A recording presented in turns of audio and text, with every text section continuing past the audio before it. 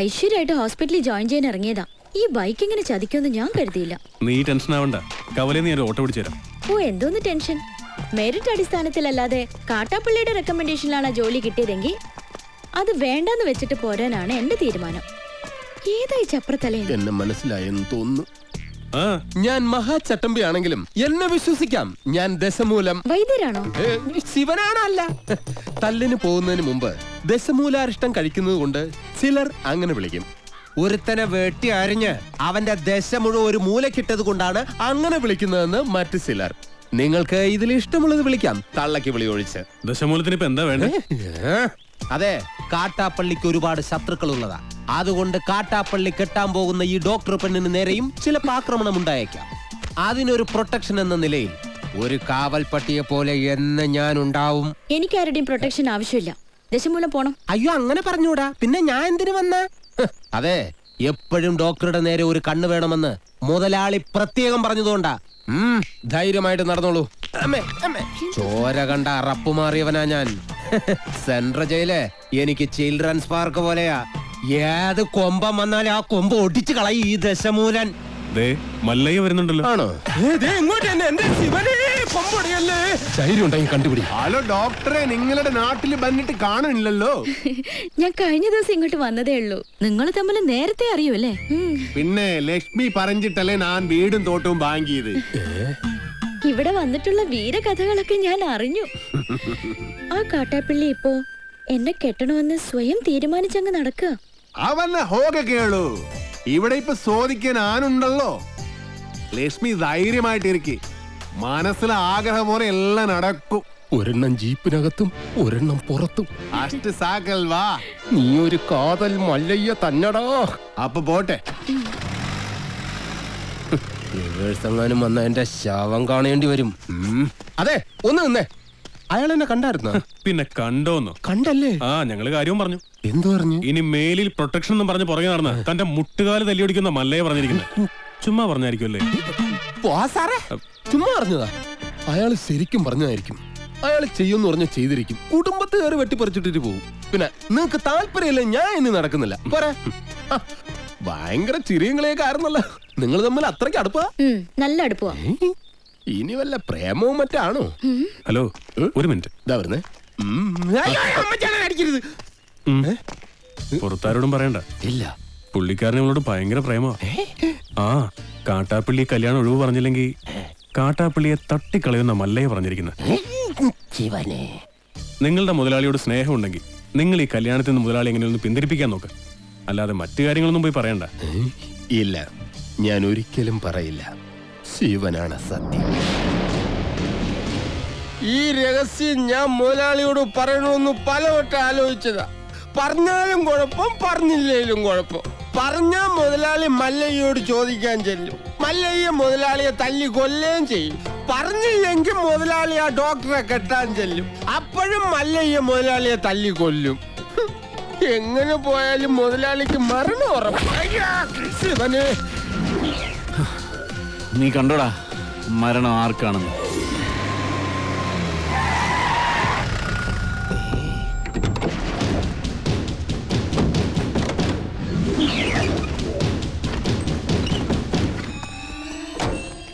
വടക്കുംമലയിൽ നാളെ ഇറക്കിയിട്ടുണ്ട്. എന്തോ അപകടമുണ്ട്. ഷേവ് ചെയ്യണം. ഒരു ചായ. മരണം ഉറപ്പ് വരുത്തിയിട്ടേ പോകാവൂ. കാര്യം കഴിയുന്നത് വരെ ഒരു പോലീസും അതുവഴി വരില്ല. ഇപ്പൊ തോട്ടത്തിലേക്ക് പോകണ്ട. കാട്ടാപ്പള്ളി വടക്കമല നാളിറക്കിയിട്ടുണ്ട്. കവലയിൽ വെച്ച് പരസ്യമായിട്ട് കൊല്ലാനാ പരിപാടി.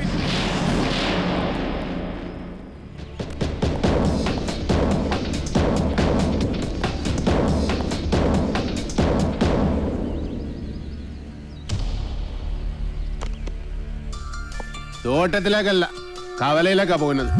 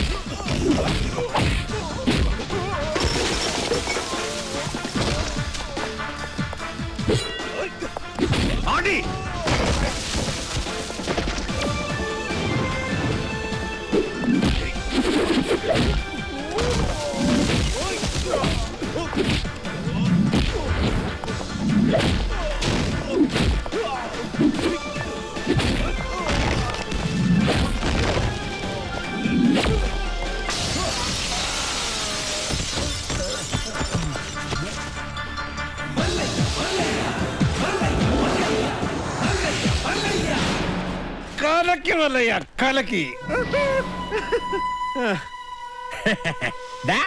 കാട്ടാപ്പള്ളി, എടാ നീ ആണാണെങ്കി ഇറങ്ങി വാടാ.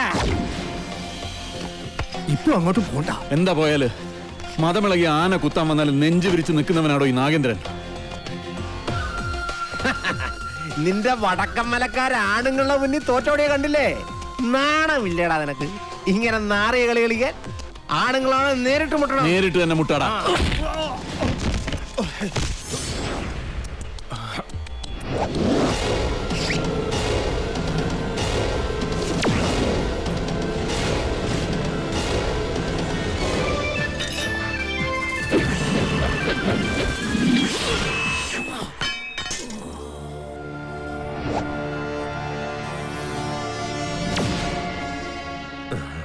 ഇത് നിന്റെ നെഞ്ചിന് നേരെ എറിയാൻ അറിയാൻ മേലാഞ്ഞിട്ടല്ല.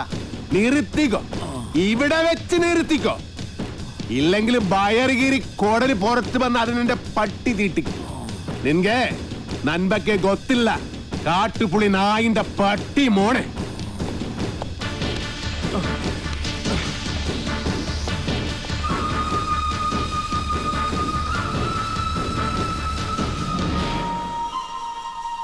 നിങ്ങളൊക്കെ തന്നെയാ കാട്ടാപ്പള്ളി ഇത്രയും വളർത്തിയത്. ഒതുക്കണമായിരുന്നു, വളരെ മുമ്പേ ഒതുക്കണമായിരുന്നു.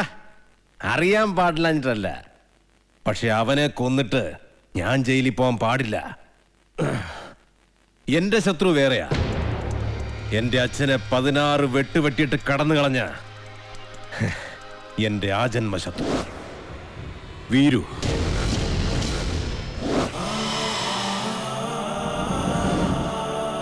അവനെ എനിക്ക് കൊല്ലേണ്ടത്. അവൻ ചതിച്ചതെങ്ങനെയാന്ന് മല്ലയ്ക്ക് അറിയണ്ടേ? ഒരിക്കൽ മസനഗുഡിയിലെ തോട്ടത്തിൽ നിന്ന് അച്ഛൻ മടങ്ങി വരികയായിരുന്നു.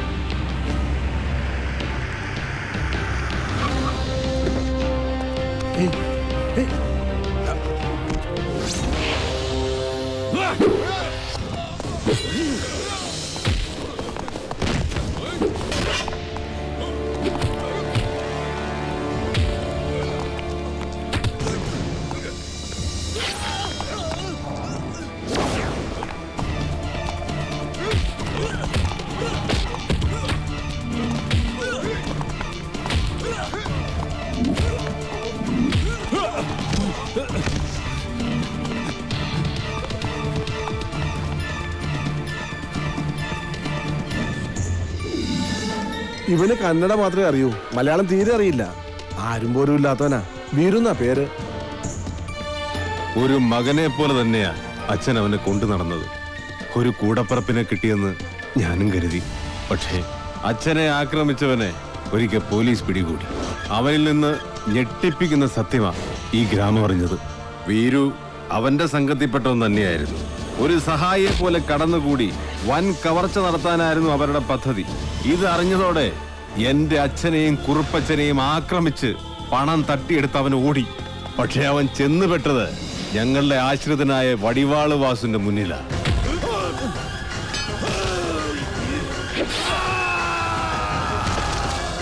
രക്ഷപ്പെടാനാവാതെ കാട്ടിലൊളിച്ച വീരുവിനെ അന്ന് രാത്രി പോലീസ് പിടികൂടി. പിറ്റേന്ന് തെളിവെടുപ്പിനായി അവനെ കൊണ്ടുവന്നപ്പോ എല്ലാ കുറ്റങ്ങളും അവൻ സമ്മതിച്ചു.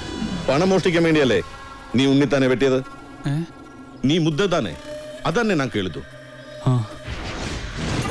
ഒളിപ്പിച്ചു വെച്ച തൊണ്ടി മുതൽ കണ്ടെടുക്കാൻ പോകുന്ന വഴി അവൻ പിന്നെയും ഒരു ചതി കാണിച്ചു. പോലീസും നാട്ടുകാരും എത്ര ശ്രമിച്ചിട്ടും അവനെ പിടികൂടാനായില്ല. അവൻ രക്ഷപ്പെട്ടു കളഞ്ഞു.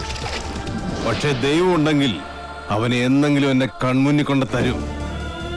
അന്ന് എന്റെ അച്ഛനെ വെട്ടിയതുപോലെ അവനെ വെട്ടിയെറിഞ്ഞ് നാട്ടുകാരുടെ മുന്നിലിരുന്ന് ഞാൻ. അത്രയ്ക്ക് ദ്രോഹമാ ഈ കുടുംബത്തോളവൻ ചെയ്തത്. അവനെ മകനെ പോലെ സ്നേഹിച്ച മനുഷ്യനെയാ അവൻ ജീവച്ഛവം പോലെ കടത്തിയത്. അവന്റെ ക്രൂരത നിങ്ങൾക്ക് കാണണ്ടേ? ദേ നോക്ക്.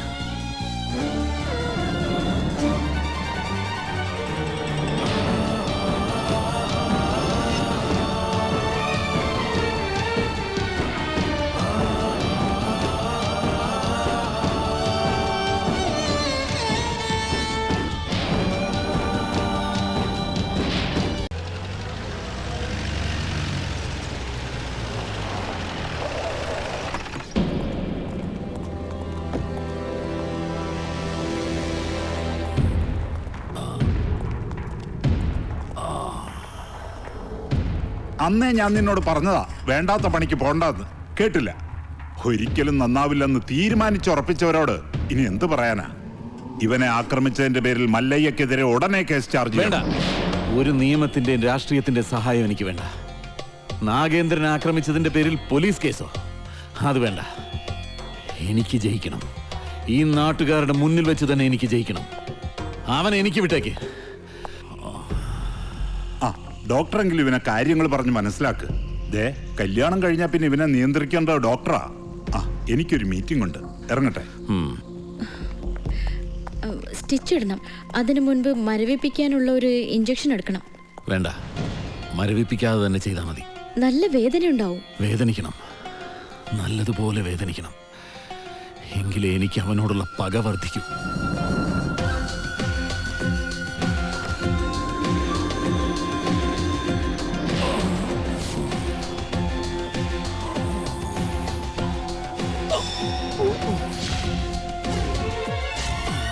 എന്ത് പറ്റിയതാ?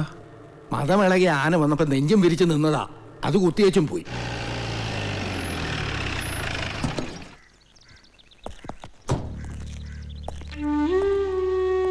അണ്ണവരെ ഒന്ന് കാണാൻ. അതിനെന്താ, വരൂ. സംസാരിക്ക. പറയുന്നതൊക്കെ മനസ്സിലാവും. മറുപടിയൊക്കെ കണ്ണീര് കൊണ്ട. നമുക്ക് നല്ല ഡോക്ടർമാരെ ചികിത്സിക്കാൻ ഇനി ബാക്കിയൊന്നുമില്ല. പ്രത്യേകിച്ചൊന്നും ചെയ്യാനില്ലെന്ന് എല്ലാവരും പറയണേ. ഞാൻ ചായ എടുക്കാം.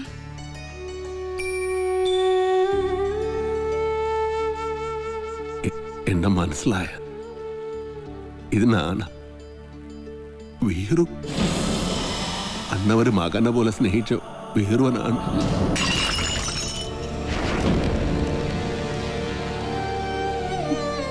എന്തിനാ വീണ്ടും വന്നത്? അവശേഷിച്ച ജീവൻ കൂടി എടുക്കാനോ? നിന്നെ ഒരുപാട് സ്നേഹിച്ച മനുഷ്യനോട് എന്തിനു നീ ചതി ചെയ്തു? എല്ലാരും കൂടെ എന്നെ ചെയ്തിട്ടില്ല. എനക്ക് ഇവര് ഭഗവാൻ മാതിരി. ഭഗവാൻ ആരെങ്കിലും ഉപദ്രവിക്കുമോ? എന്നെ വിശ്വസിക്കണം. അമ്മയെങ്കിലും എന്നെ വിശ്വസിക്കണം. ഞാൻ ആരെയും സാധിക്കില്ല. ആരെയും സാധിക്കാൻ പറ്റില്ല എനിക്ക്. ഭഗവന്ത എല്ലാ കുത്തരം ഇവരെന്നെ ഈ സ്ഥിതിയിലിട്ടിയ അണ്ണവരെ ഒന്ന് പറയും. ഞാനല്ലെന്ന് ഒന്ന് പറയൂ. മതി, പൊയ്ക്കോ. എന്റെ മോനോ നാട്ടുകാരും അറിയുന്നതിന് മുമ്പ് ഈ നാട്ടിൽ നിന്ന് തന്നെ പൊയ്ക്കോ. ഇല്ലെങ്കിൽ നിന്റെ ജീവൻ പോലും അപകടത്തിലാവും. അയ്യോ, എന്ത് പറ്റി? അയ്യോ, എന്താ ഇത്?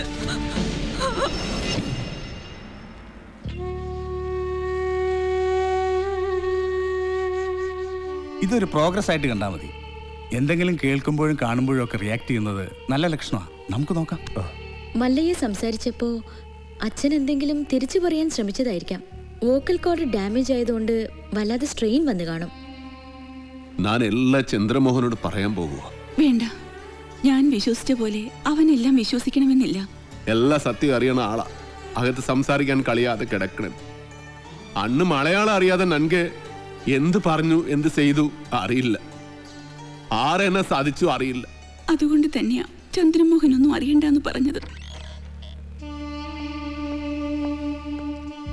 മല്ലയെ എന്ത് പറഞ്ഞപ്പോഴാ അച്ഛൻ റിയാക്ട് ചെയ്തത്?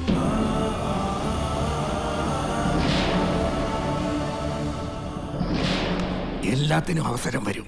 ഇപ്പൊ ഒന്നിനും പോകണ്ട.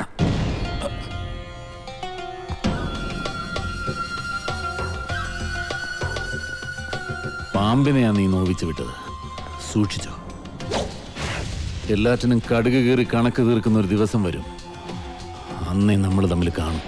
ഇപ്പൊ ബയർ മാത്രമേ കീറിയുള്ളൂ. വേഗം പൊയ്ക്കോ, ഇല്ലാന്ത്രേ മൊത്തം വലിച്ചു കീറും. കാണാം നമുക്ക്. കാണാം.